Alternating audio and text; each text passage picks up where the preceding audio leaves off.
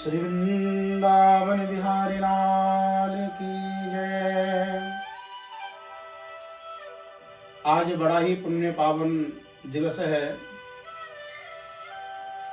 आज पैतृक कर्म के लिए बड़ी श्रेष्ठ अमावस्या शास्त्रों में वर्णित है, जिसको हम भौमवती अमावस्या के नाम से जानते हैं।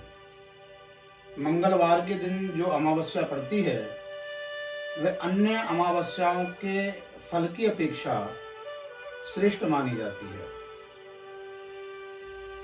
और अमावस्या के दिन पितरों के उद्धार के लिए, उनकी सद्गति के लिए, उनकी उत्तमोत्तम गति के लिए हमको श्राद्ध, तर्पण, पिंडदान इत्यादि कर्म करने चाहिए। सबसे अहम विषय यही है कि कहीं ना कहीं किसी ना किसी प्रकार से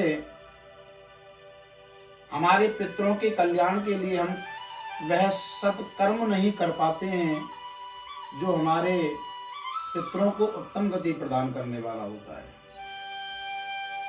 क्योंकि वस्तुतः पैतृक कर्म बड़ा शून्य हो गया है, न्यून हो गया है। जिस रीति से, जिस विधि से पैतृक कर्म करने चाहिए वह पैतृक कर्म हम करते नहीं, जिसके कारण पितरों का जो स्वरूप है, उनकी जो शक्ति है, उनका जो फल है, वो हमको उस स्थिति में प्राप्त नहीं होता है जो हमको प्राप्त होना चाहिए।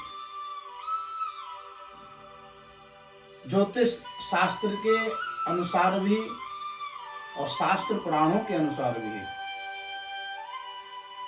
जब हम इस संसार में जन्म प्राप्त करते हैं माता पिता के द्वारा, तो हम एक ऋण से युक्त होते हैं जिसको पितृ ऋण कहते हैं।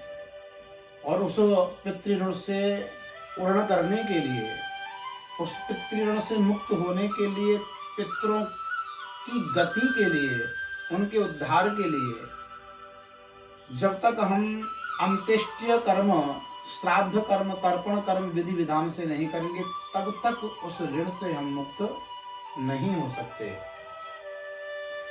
जिसके पूर्ण ना करने पर हमको परिवार में कई प्रकार की आपदाओं का सामना करना पड़ता है। वो आर्थिक हो, वो संतति को लेकर के हो, वो संपत्ति को लेकर के हो, वह ऐश्वर्य को लेकर के हो, घर दुकान मकान को लेकर के हो, व्यापार को लेकर के हो।